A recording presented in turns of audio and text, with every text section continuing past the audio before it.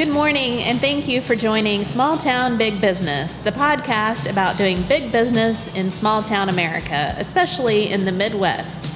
I'm Jennifer Olson, and I'm the Director of Business Development here in the city of Marion. And I am one of your other co-hosts today. I'm Deb Barnett, the Executive Director for Southern Illinois Now. It's a 17-county economic development organization focused on advancing Southern Illinois as a great place to live, work, and do business. And I'm Russell Williams. I'm Director of EThOs. EThOs is a small business incubator, co-working spaces, training and development center here in downtown Marion, Illinois. Thanks for joining us today. We've got a live audience here on Tower Square Plaza. We're in a brand new location here. It's called the Foundation Room on the Square. It's in a 123-year-old building that's been restored by Jeff Mayer, entrepreneur here in Marion. And we are next door adjacent to Granny Puckett's Cupcake and Cafe. And we're so thankful for Jeff Mayer allowing us to use this space, and also to Tammy Chandler, the owner of Granny Puckett's. We invite folks to come down and patronize Tower Square Plaza, especially Granny Puckett's. Thank you to our sponsors for supporting small town big business. Includes Arcadia Wealth Group, thank you. Black Diamond Harley Davidson and RV. Fowler Heating and Cooling, the Swinford Media Group, Watermark Auto Group Foundation, and of course, Union Street Arts. And for your listening pleasure, our podcast, Small Town Big Business, is available on all of your favorite apps, Podbean, Spotify, Apple, you name it, we are there. We're also on Facebook, and if you want to get the video version, you can catch us on YouTube. Just make sure that you subscribe so you don't miss any episodes. And if you're new to Small Town Big Business, basically we interview business owners and founders about how and why they are thriving and successful in Southern Illinois and in other communities, small communities throughout the Midwest. And today we have a very special guest. We have Chris Harris, who is the owner of Route 51 Brewing Company and Banquet Center. Did I get that right, Chris? Yes, you did. I'm very excited to be here today. That's a mouthful. I know it is just Route 51 Brewery, but Route 51 Brewing Company and Banquet Center. Yeah, exactly. That's pretty well everything that we do. We're a brewery with, an event center as well. So. Okay, and where is that located? We're in Elkville, Illinois, just kind of a rural area in between Elkville and DeSoto, about 12 miles north of Carbondale on 51. Okay, so for those who aren't familiar with Southern Illinois, just north of Carbondale, you mentioned where Southern Illinois University is at. And then Elkville, well, we'll get into this a little bit later, I think, but Elkville is a very small community, as you mentioned. Very small, like 1,000 people. Yeah, but you are thriving, and people come from all over to your business. So we're going to jump into that in just a minute. But let's just go back and take a few steps back and talk a little bit about you. Tell us about Chris, whatever you want us to know about. Maybe are you from Southern Illinois and that sort of thing. Yeah, I mean, do you want me to go back and just kind of from then to now, or just kind of? So you were born on, no, kidding. No, however you want to do it. Yeah, I'm born and raised in DuQuoin, so local boy. Moved away, went to school in Orlando to become a recording engineer, and then moved back to the area, So were you just away in Orlando for school and then came back? Pretty well. So before I moved to Orlando, I graduated high school. I did a semester at SIU, kind of wasn't my thing. So started working at General Tire factory, 18, 19 years old, 50, 60 hours a week. And then a hobby, I had a studio, I recorded bands, that was kind of what I was into at the time. And young, I knew that wasn't my thing, like that wasn't my calling. So pretty well within a week, I was researching different schools and maybe what's out there for me. And I found a school in Orlando. I talked to a couple of my buddies and I'm like, hey, I'm moving in a week. You want to come with me? One of those individuals was a person that's a co-founder of Yellow Door Builders. that's, you know, kind of changing the game and really doing some phenomenal work on some of the, you know, the building and the real estate going on very close to here. But yeah, so all three of us, we moved down to Florida, did a couple years there, went to school. And then, you know, after that, I was, you know, I was fortunate enough to meet so many talented people. Some, you know, people now that have 2-3 Grammys and in rooms with people that were way better than me at the time. So, you know, I'm from Southern Illinois and I'm making these records and doing this stuff. And I think it's, you know, it's good. And I realized when I was down there for a week, it was terrible. You know, I'm in the rooms with the best of the best from people all over the country. And, you know, it made me really look at, you know, my direction and what I was doing and really setting the bar up of my goals and what I wanted to do. So, you know, at the end of school, you know, I got 3 or 4 months left of school and, you know, it's a networking school. They do multimedia, they do film, audio engineering, you know, show production, a bunch of different things. So, you know, I'm talking to my friends and we're like, I'm going to LA. So I'm getting ready to move out to LA. Then I get a call, my girlfriend at the time, pregnant. So I moved back to Southern Illinois to be a father and to try to kind of really figure out how to make, you know, what I did, you know, work in this small area. So moved back here, you know, opened up a recording studio. I renovated, again, like a 100-year-old building. My dad, my family, everybody was hard workers. I came from a construction background my whole life. You know, I'd help out my dad or whatever it was, roofing a house or anything. So we remodeled, you know, an old building. I started a studio there. We all lived there, you know, and, you know, 2 or 3 years later, after doing the studio work, you know, I would do freelance work. I'd travel all over the country and do session work, and people would send me sessions. And then, you know, it wasn't quite enough. You know, it wasn't really conducive to a family either. A lot of my studio sessions would be 2, 3 o'clock in the morning, and, you know, how do you drop your son off to daycare and, you know, and all this stuff. So, you know, then I ventured out and, you know, opened up a live sound venue, or live sound company. So, you know, I had the studio thing, and then I would do festivals. You know, I worked with the SBDC. You know, I would show up and do lavaliers and mics and, you know, a lot of that different work. And then, again, wasn't quite everything that I wanted. And then I started, you know, doing construction. So from the construction, you know, background, I fabricated granite, kitchen cabinets. Left that job, went and, you know, did a drywall for 2 years and framed houses and, you know, pretty well everything on the residential side I've done. Been a part of probably building you know, almost 200 houses. So I left there. At that job, an opportunity came to join the laborers union. So I was one of, I don't know, probably 2,000 people that helped the overpass, you know, over here in Marion. So I worked on that project. Again, labor, and it was great. It was good money.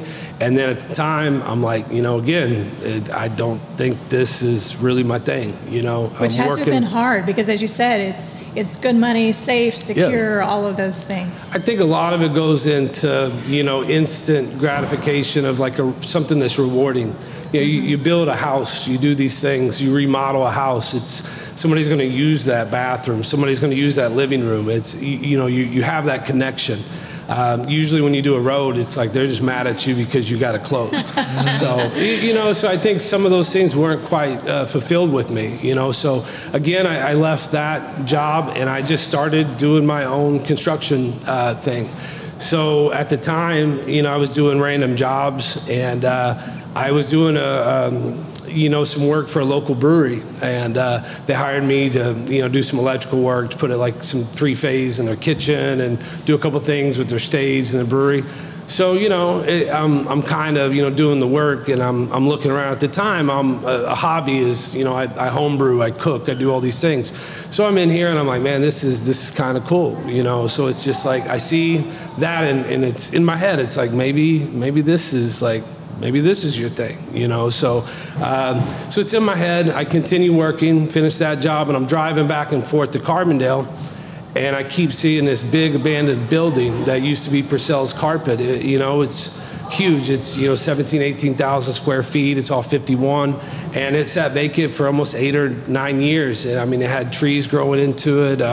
It's just a big vacant building. So at the time, it's maybe my dream, maybe an idea. I don't really know, but I'm driving by it every single day. Every day, and I'm thinking of how that could work. So, I'm thinking in my head, if I can get this building for a certain price, I can probably make something happen with everything I've ever did with, with my dad. He would, my whole life, we had a big family, all local, so he would smoke all the meat and do all these things for all these big events. So I really had a love for barbecue early too, and events, and with all the music thing, we would do events of 1,000 people. So I was used to being a part of big events, and so it was just all those things. I think maybe everything that I've did my whole life, I might be able to use my knowledge and my skill set to build this into something.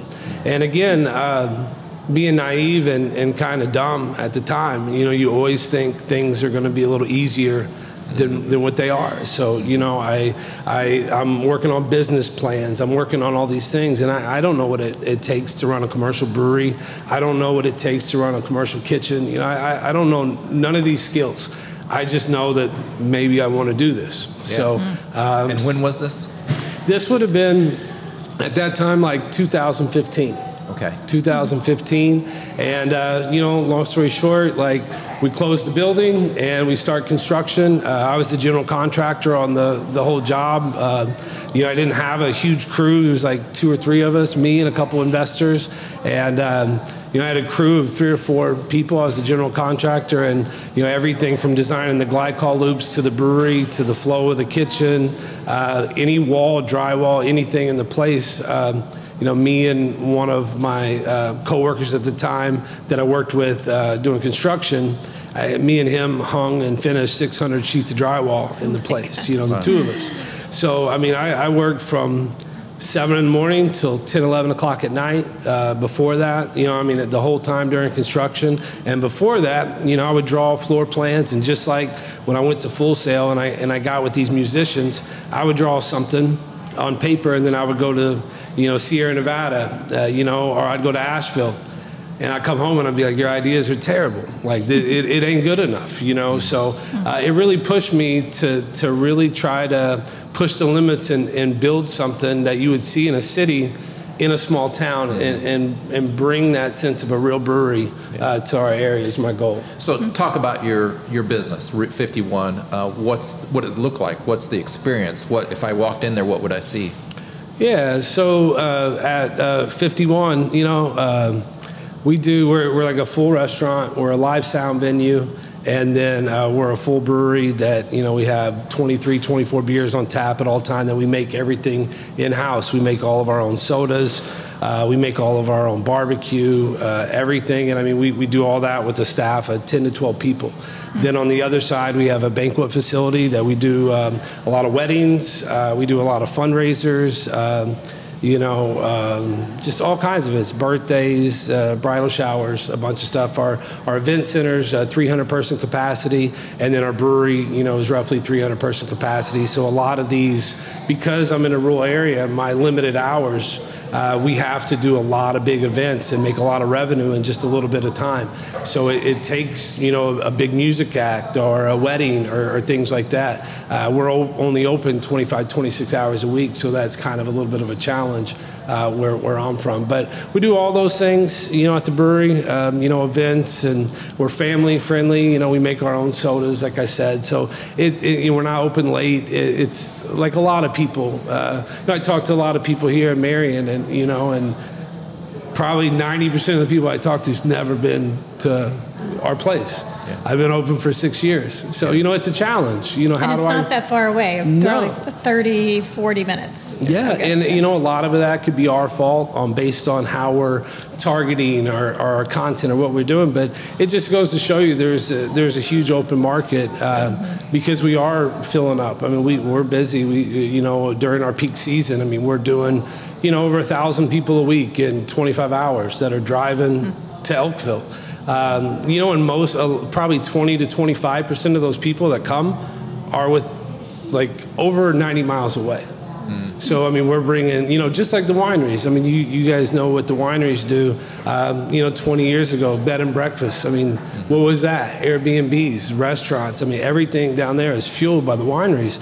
And just like that, I mean, if you go from us all the way to St. Louis, every one of these small towns, Murfreesboro's got 3, Carbondale 1, DuQuoin, Sparta, Waterloo's got 2, all the way from St. Louis, every town has a brewery, so I just think it's when people, just like the wineries, are coming to do the brewery thing, it's kind of an underestimated thing that, like, how many people from these cities will come here to do the breweries, So when people are on site, the beverages are draft, and want to compliment you on some gorgeous labeling on your cans. Can you tell us about how the canning happened and how that might be a way for you to get exposure beyond and outside of your property? Yeah, it's been a huge part of what we do at the brewery. The big part that jumped us into packaging, just like every business when COVID came, it's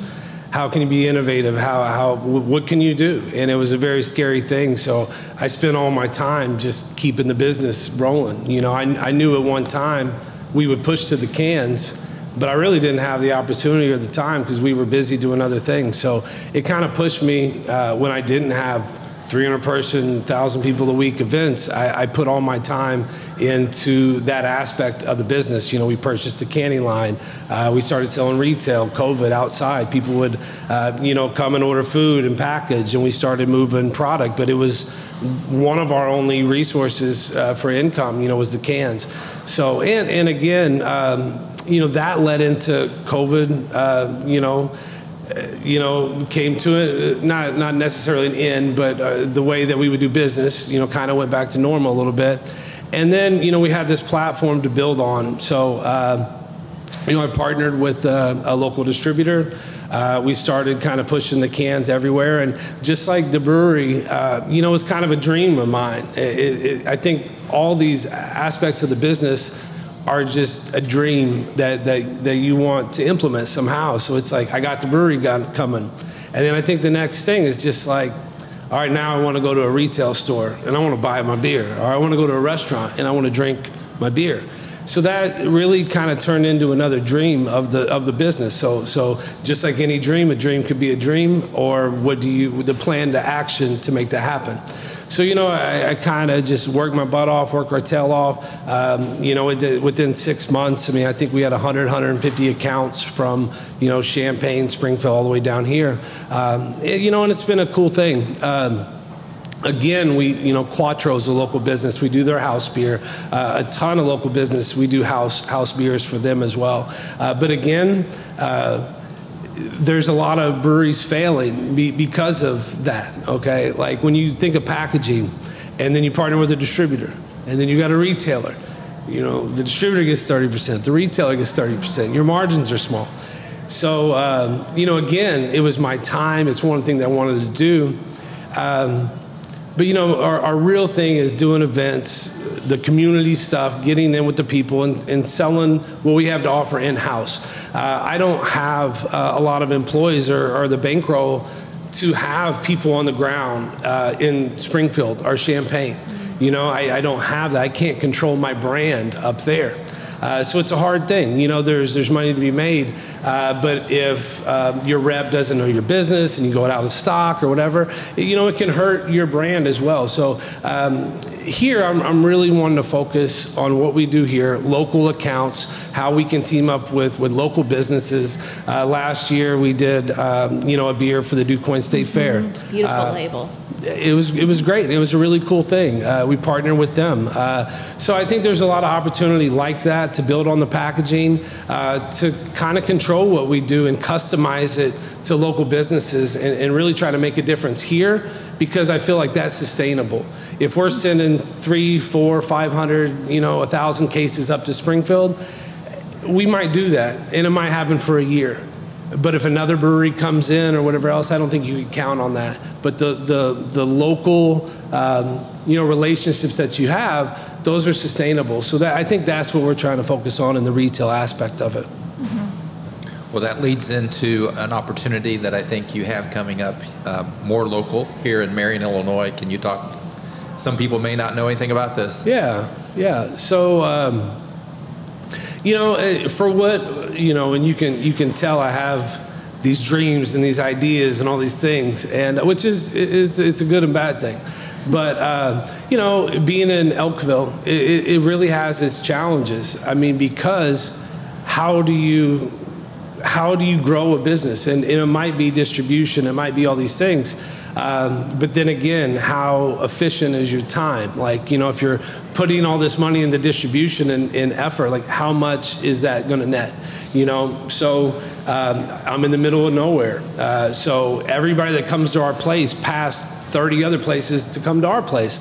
So because of that challenge, we can't be open for lunch. I mean, we're only open Thursday evening, Friday evening, Saturday all day, and Sunday we close at 5. So very limited hours, but and because we almost kind of emerged into this destination thing, we do have community and we do have people, but it's a different atmosphere at the brewery. It's a little bit different than what you would see in the city. So because of that and the limitations, I could keep spinning my wheels, maybe trying to do bigger and bigger things, but I still can't be open more hours, or I can't do these things. So I think I've always wanted to get closer to the people. And, in my head, at the time, the place that made sense was Marion. Just like, I mentioned earlier, St. Louis it's a beer city. It's huge.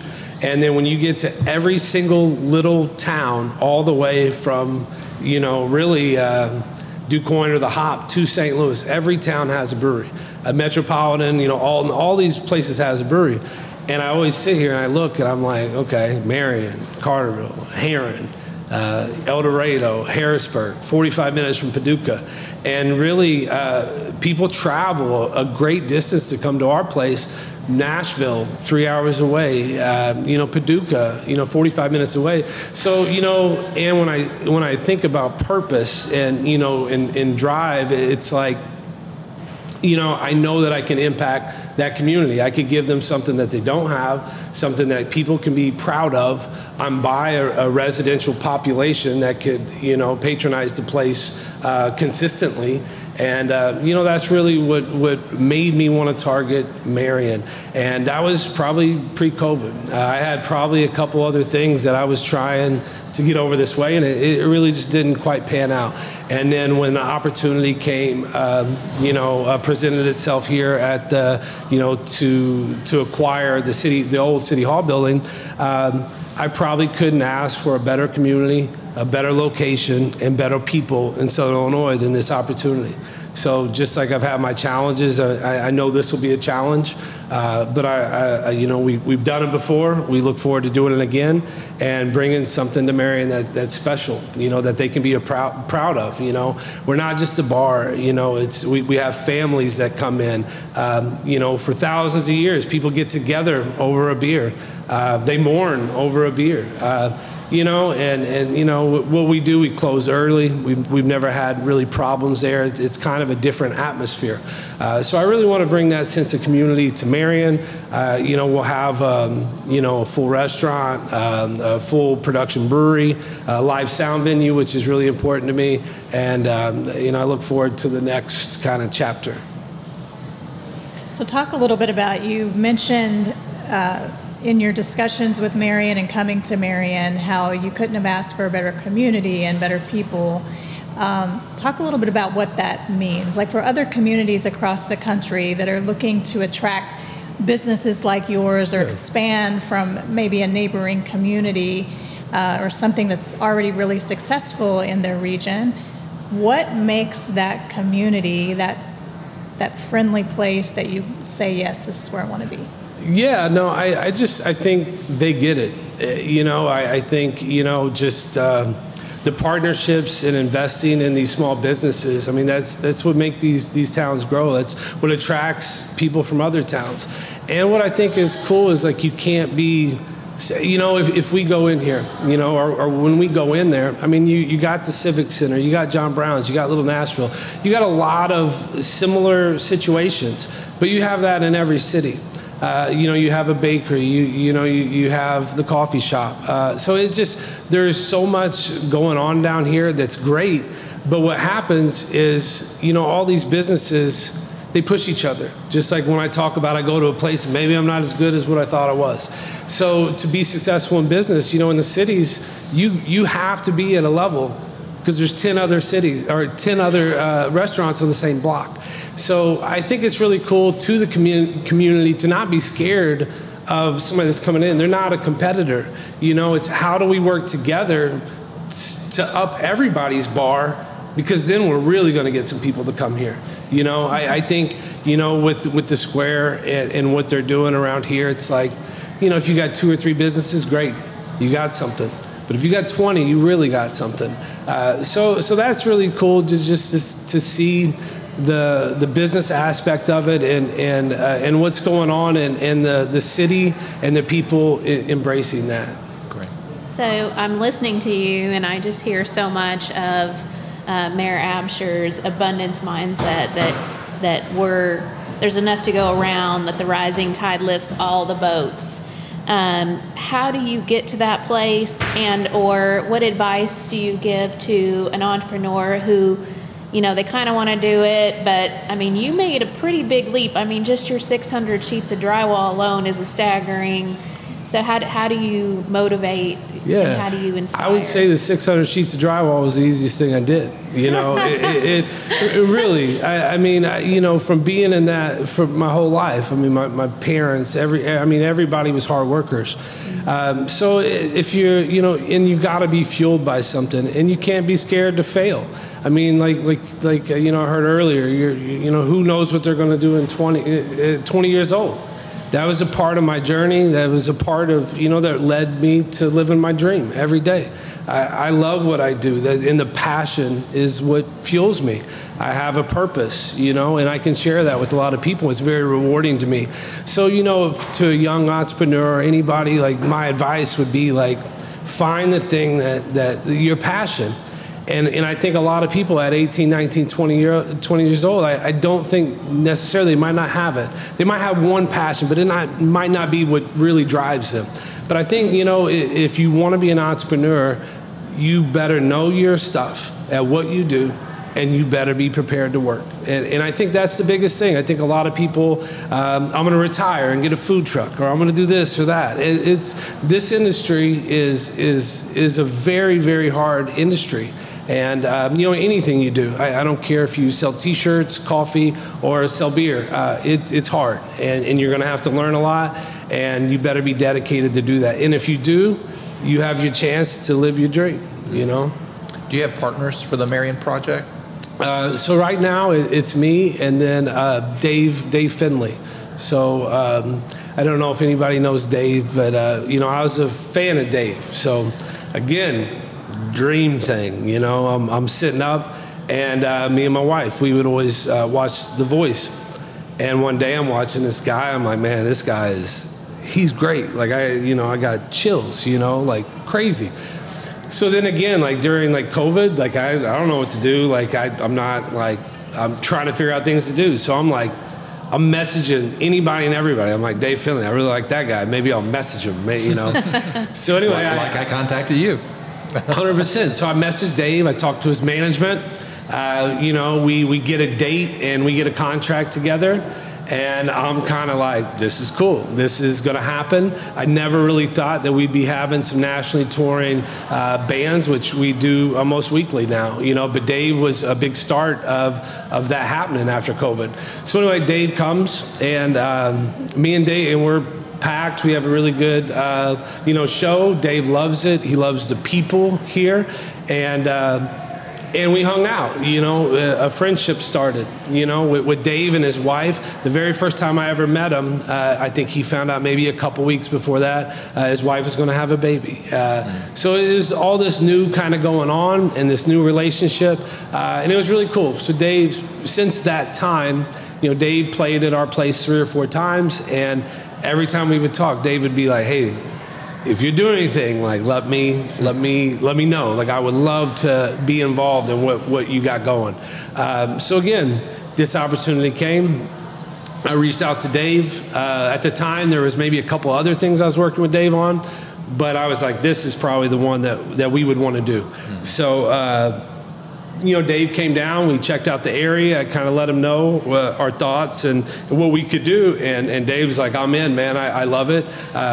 With the Civic Center over here, I think Dave played maybe 3 or 4 times before he played at our place, and I think because of being here, he had a really good idea of the people of the community in the area. So it was really cool. He was really excited, still very excited. I talked to him maybe an hour on the phone yesterday. So Dave will be involved. I don't know exactly, but it might be some of the marketing, it might be with some of the music, and we will definitely have music. But Dave Finley me and Dave are the 2 people that will be doing this project. Excellent. Does the project have a name yet?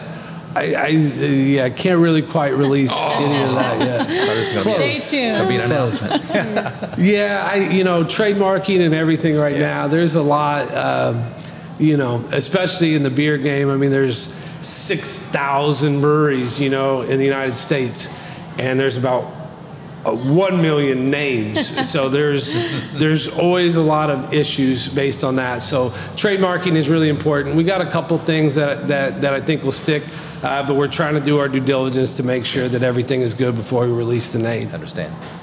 So for that person that's listening to you, and whether they're working construction or whatever they're doing, and they're driving by their proverbial building every day, whatever that means for them, whatever that passion is for them and that dream, it sounds to me like kind of the saying that comes to mind and is fitting based on your recording is, don't die with the music left in you, right? So it's about taking action and moving forward on those dreams to make them happen. So as those people are passing by that building in their mind, or whatever it might be for them, what is that next step for them? Like how scary was that to take that action and go from driving by the building to now you're talking about trademarks and business expansion and all of those things? 100%. It's very, very scary. And when you don't come from, money and things can't fail. If I fail, they take my house, type of situation. It's another level. It's not just, another investment that I have 10 going. It's like, this is what you're betting your life on, So, because of that, it just, it was like, it drove a different part of me that it couldn't fail. I would say the biggest thing is, to somebody that does have the dream, it's being very realistic to what you are capable of doing. I think a dream is a dream, but you better, I hear so many times on this panel today, you better be organized, you better be efficient, you better have everything laid out and no stone unturned. Like, if you think you know it, you probably still don't. Like, do your due diligence, know what you're getting into, and you better know that business inside and out, because you're still gonna learn. I dedicate everything that I got into the business of what I do now, and I'm learning every day, So I would just say, don't be scared to make the plunge, but get ready to work, and anything is possible. It's just being realistic with the game plan, and maybe it's not having, all these things at one time. And, so many times it's like the 5-year plan or whatever else. What do you want to do first? Do that thing and do it really well. Get confidence in what you're doing, but don't spread yourself too thin, and have a 3-year, a 5-year, a 10-year growth plan, and realistically put it on paper of how you're going to get there and what resources and what you really need to do that, and scale that dream. Yeah. You've mentioned the Small Business Development Center at SIU. Yeah. What other tools and resources have you used and are really valuable in your business now? It was really cool at the very beginning, to utilize the SBDC, just even helping to put a business plan together. I didn't know how to do any of that, and I really didn't even know what I was talking about. It's like construction worker, no restaurant experience, all these things. So and they do it all at no cost, which is even better. Yeah. So I think the cool thing is that's a resource. But it's crazy, just all the resources that are here. I've been so locked into the business and the day-to-day operations. I've finally started to be able to go outside. I think a month ago we joined the Carbondale Chamber and all these things. So doing things like the podcast today is huge because of using all these other entrepreneurs, all these other business owners. I talked to a lawyer today. I talked to, all these different things. They're all resources. And everybody wants to see everybody succeed. So I think it's the network aspect. I was talking to Luke, earlier because, I have a little bit of the same background, but, 20 years ago, what he's doing now is not even a job. Yeah. Like, what was a podcast? Yeah. So it's so cool that all these resources are here. Before, I know you guys have been doing it for 2 years, but the knowledge, if you really want to learn, it's out there. 10 or 15 years ago, you had to have a mentor. You had to have people to show you the ropes. But the knowledge that was, given today is huge. Anybody can listen. All it is your time.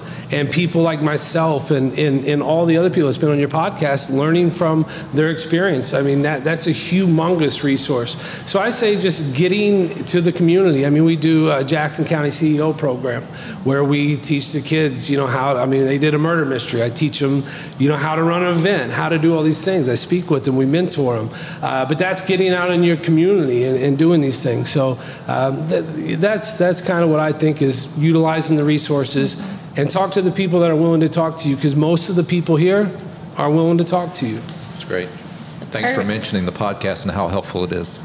Actually, I was thinking it's like the perfect segue, because you mentioned resources, you mentioned planning, and I think sometimes the value in planning, some of it is just getting it out of your head so you have time to make room for new ideas. Mm-hmm. And then you just started to touch a little bit on people. So who are your people? Who's your cheerleaders? Who's your mentor? Gotcha. Yeah, it's a really cool thing. I have my wife Chelsea is my number one. I talk about how hard this is and how much I do, but it's kind of crazy because whatever I'm working and whatever I'm doing, I look over and she's outworking me, or she's doing this. In the business, we didn't know payroll taxes. We didn't know the TTB paperwork to do with the brewery, so we had to learn everything. So Chelsea does, a ton of the administrative work behind the scenes. I mean, we answer emails, we do catering. Chelsea bartends. She could run sound. She could brew a beer. She could run every single thing in our kitchen she can do. And we both do that together. I think in the last 6 years, me and her together have pulled 60,000 pounds of pork.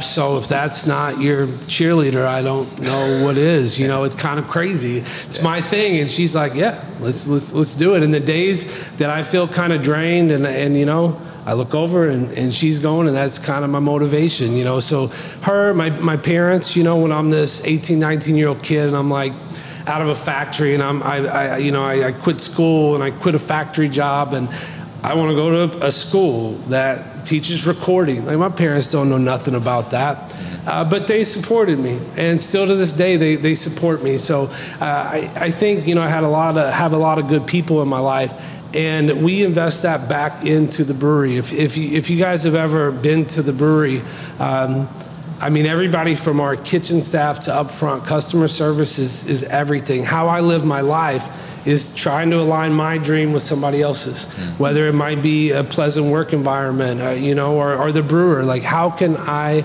help them with their quality of life? How can I get them excited about coming to work?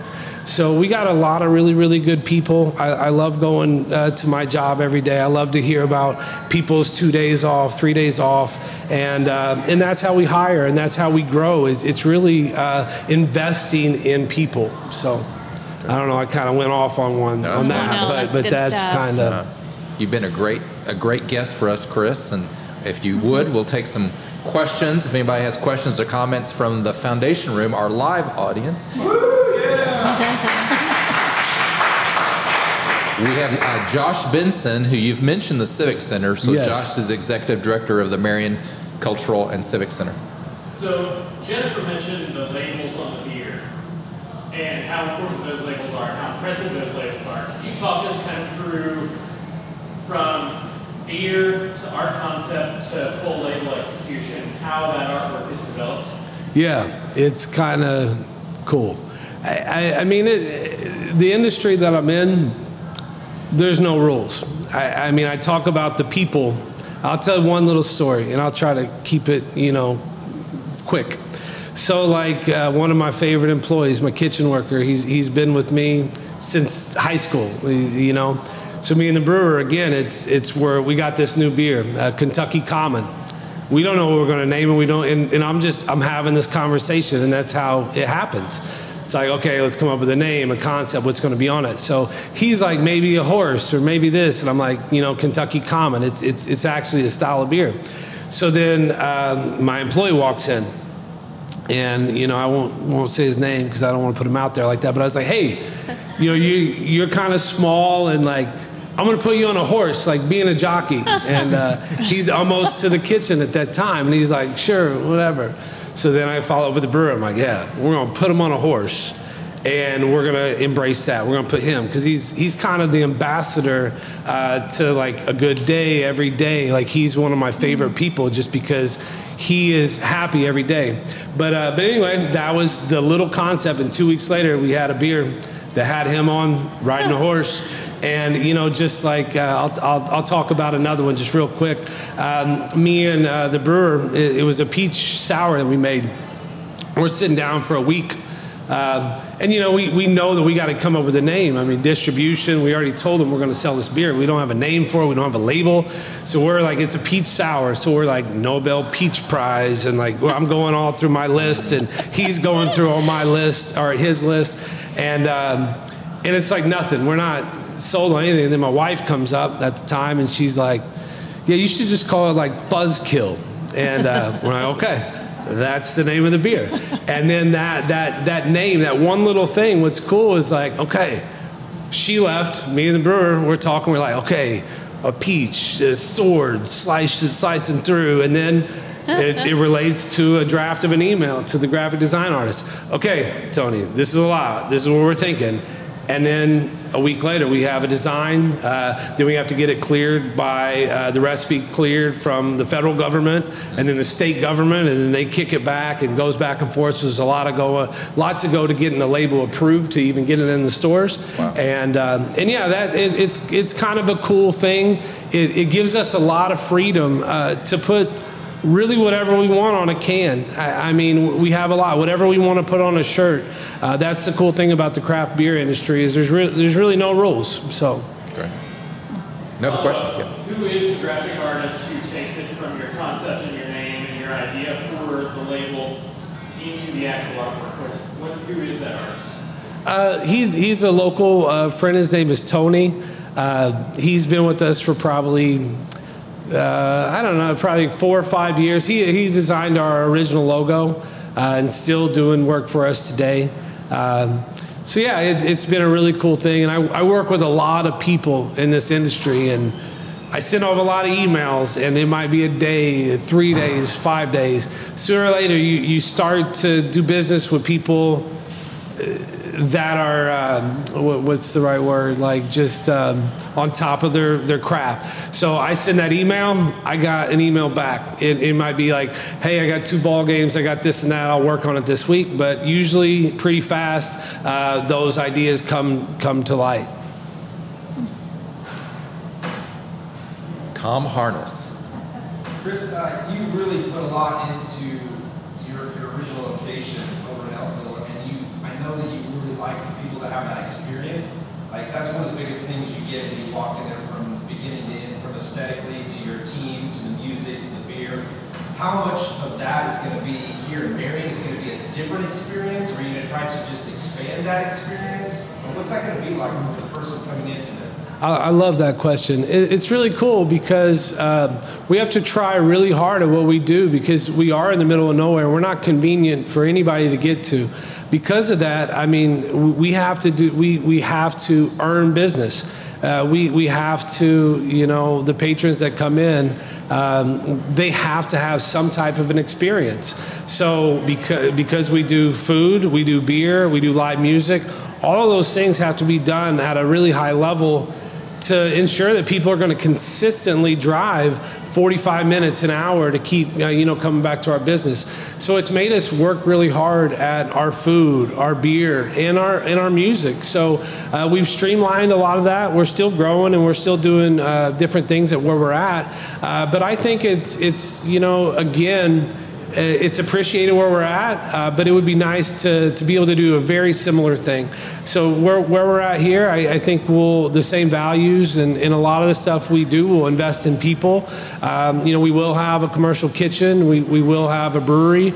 We will have live sound. I mean, we'll have all of those aspects within the business. And, you know, and we're going to try to build a place that people are proud of. I mean, that's my biggest goal, you know, is when people come to that environment, you got to make people feel comfortable or like they want to be there.